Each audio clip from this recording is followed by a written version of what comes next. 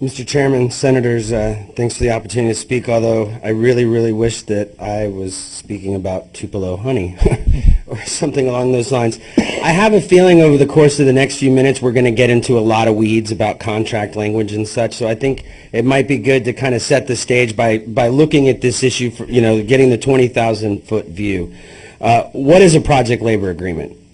Now, if you take a big public works project, you're going to have multiple contractors.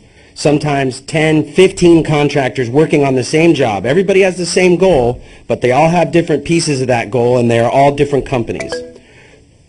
Now you have to ask yourself, what are the job hours for that job? When are the holidays? When is it closed? When is it open? How will the workers be paid? You got these people working side by side. Is there going to be any standardization of pay across the project? Maybe we want to have apprentices in the community work on the job so that we can build the workforce of the future. Maybe you don't want to have apprentices on the job and you want to make sure that there's a certain number of workers with a certain skill set so that the job is done well and safely. If all of these decisions can be decided ahead of time, the job's going to run much smoother than while you're doing the work. I mean, I think everybody would agree with that. If you can come to a pre-agreement about all of these various thorny issues about getting a big job done, that job is going to run more efficiently and run more smoothly. And the research shows that. A 2006 federal study of over 400 jobs across the country found that with project labor agreements, the work was more likely to come in on time and under budget. Now, the research is mixed. There's research a little bit on both sides, but Cornell University published a study showing that there was no discrimination between contractors. Michigan State noted that that it's not for every project, that all projects shouldn't have a project labor agreements, but the ones that they identify are typically the types that we use in Florida. University of Iowa showed that project labor agreements increased efficiency and cost effectiveness. That's a quote. So what does that mean? Project labor agreements save the taxpayers money, they get better quality, and everybody's happy because they made an agreement. This legislation bans agreements.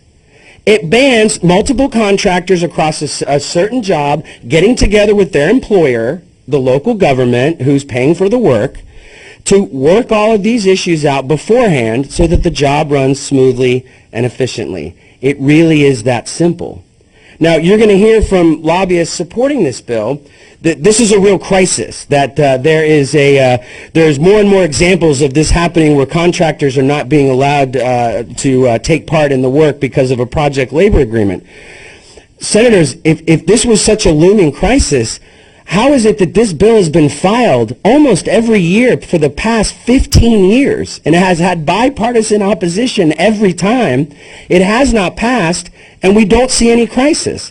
As a matter of fact, I looked on the American Legislative Exchange Council website, the group ALEC, and almost this exact same bill is on the website as model legislation dating back to 1996.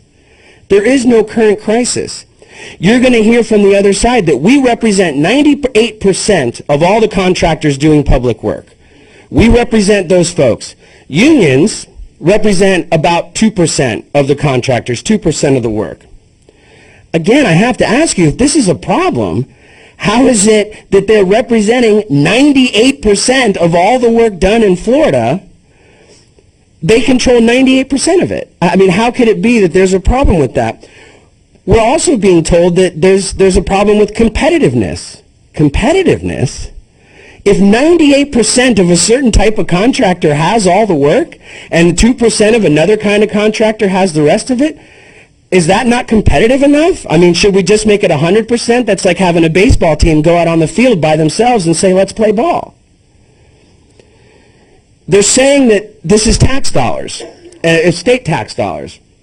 But again, we talked about this the other day on another issue.